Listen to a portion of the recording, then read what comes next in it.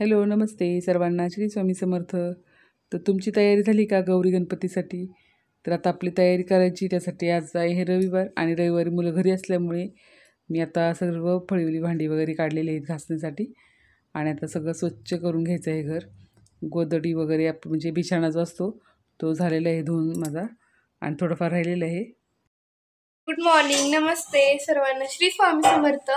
तर बघा, आता गणपती आलेले आहेत जवळ, म्हणजे आता पुढच्या शनिवारीच गणपती आहेत. त्याच्यामुळे आता बघा सर्व काढलेलं आहे सामान, म्हणजे घर साफसफाई करायला काढलेलं आहे. आणि मांडीवली सगळी भांडी देखील काढायची चाललेली आहे. आणि मग मी स्टेप बाय स्टेप सगळी भांडी घासते. आधी एवढी काढून घेतली, ती नेऊन खाटावर ठेवलेली आहेत. अर्धी अर्धी घासायची चाललेली आहेत मम्मीची. आणि म्हणजे सगळी नाही घासायची ते बाकीचे बाहेर घासणार आहेत. आणि आता बघा, पहिलं म्हणलं दूध बी आलेलं आहे. आता दादाचं चाललेलं आहे चहा करायचा. चला आपण आता नाश्ता करूया आणि मग करूया सगळं साफसफाई करायची. थोड्या वेळ परीने का माझ्याशी गप्पा मारल्या, भांडी वगैरे आणून दिली. आणि मग तिने पप्पांसाठी डबा बनवत होती. तर परीलाही मी शिकवलेले आहे चपाती भाजी बनवण्यासाठी. आणि राहुली तिला थोडंफार स्वयंपाकामध्ये मदत करत होता. आणि जी मोठी भांडी होती ती मी बाहेर घासण्यासाठी घेतली होती. आणि जी लहान लहान काचेची वगैरे होती ती आतल्यात घासून ठेवली मी. आणि खूप भांडी होती, तुम्हाला लास्टला दाखवेल मी. अजून मांडलेलं वगैरे काय दाखवणार नाही आता लगेचच. पूर्ण सेटअप झाल्याशिवाय मी तो व्हिडिओ बनवणार आहे. आणि जर आपली किचनमध्ये जागा चेंज केलेली आहे, फ्रीजची जागा जरा चेंज केलेली आहे.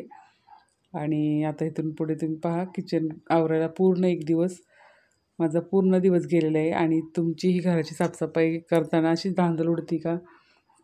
आणि माझ्यात तर आता असं झालेलं आहे की शिलाईसाठी सुद्धा बरेच साड्या वगैरे, म्हणजे इथं काम चालू असताना सुद्धा साड्या भरपूर आणून ठेवलेल्या आहेत सर्वांनी गौराईसाठी.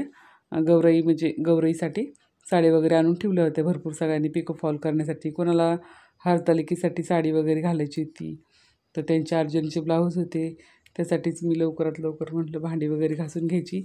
आणि मुलं असली ना घरी तर जरा बरीच मदत होती मुलांची. आणण्यापासून नेण्यापर्यंत मुलं मदत करतात. आणि राहुलनी पण मदत केलेली मला, वरचं झाडून वगैरे काढून दिलेलं आहे त्यांनी. आणि त्याच्या पप्पांना फशी म्हणजे दिवस पाळी चालू असल्यामुळे ते घरी नव्हते, तर राहुलनी पण मला बरीचशी मदत केलेली. आणि आता नाश्ता वगैरे झाला तर परी आता स्वयंपाक करत आहे. चवळीची भाजी केलेली आहे तिने, चपाती. तर तिला अजून चपात्या जमत नाही, पण बरेचसे चांगले असे बनवते चपात्या. तर तिच्या पप्पांपुरते चपात्या भाजी. आणि आता ही साडी पण आलेली होती पिको फॉल करण्यासाठी. तर ही गौरीसाठी साडी आलेली होती, पिको फॉल करून द्यायची होती आपल्याला. आणि ब्लाऊज त्यांचा नंतरनी द्यायचा आहे. तर आता फक्त साडी वगैरे आता करून देणार आहे. आणि आता सगळं आवरल्यानंतर जे ड्रॉवरमध्ये जे लागणार होतं वस्तू, तर त्या वस्तू परी लावून ठेवत होती. आणि मग 4-4:30चं टायमिंग झाल्यानंतर परीला आपलं काहीतरी नाश्त्याला करायचं म्हणून मी आपलं साबुदाण्याची उन्हाळ्याच्या टायमिंगला केली त्याने तुमच्याबरोबर ही रेसिपीची आम्ही शेअर केलेली बघा, साबुदाण्याची पापडाची. तर ते पापड आपले तळले होते आणि चहा वगैरे झालेला. आणि पूर्ण घर मोकळं असतं, खरंच छान दिसतं. आणि भांडी लावल्यानंतर तर अजूनच छान दिसतं. तर तुमची साफसफाई झाली ते कमेंटमध्ये नक्की सांगा. आणि तुम्हाला ब्लॉग पाहायला आवडतं का तेही सांगा. आणि 4 वाजले ते परीच्या पप्पांनी पण आल्यानंतर त्यांनी मला मदत केली भांडी आणून देण्यात. एक एक भांडी आणून दिली त्यांनी मोठी मोठी.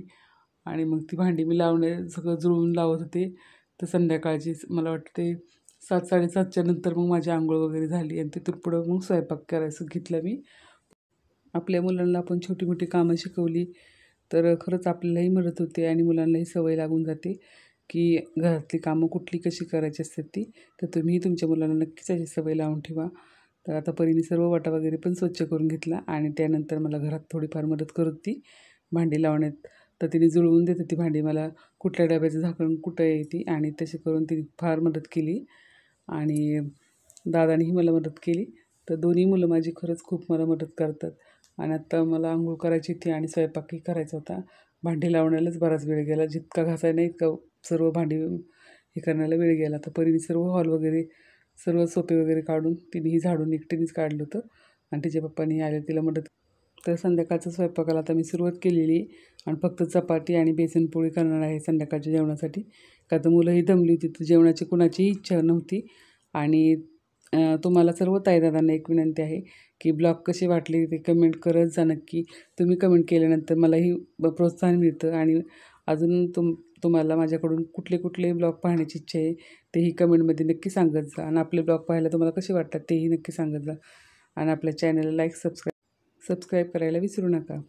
तर आजचा ब्लॉग तुम्हाला कसा वाटला कमेंट करून नक्की सांगा. आणि तुम्हाला माझ्याकडून कुठल्या रेसिपीज पाहिजे असेल तेही नक्की सांगा. तर चला भेटूया पुढच्या ब्लॉगमध्ये. सर्वांना श्री स्वामी समर्थ.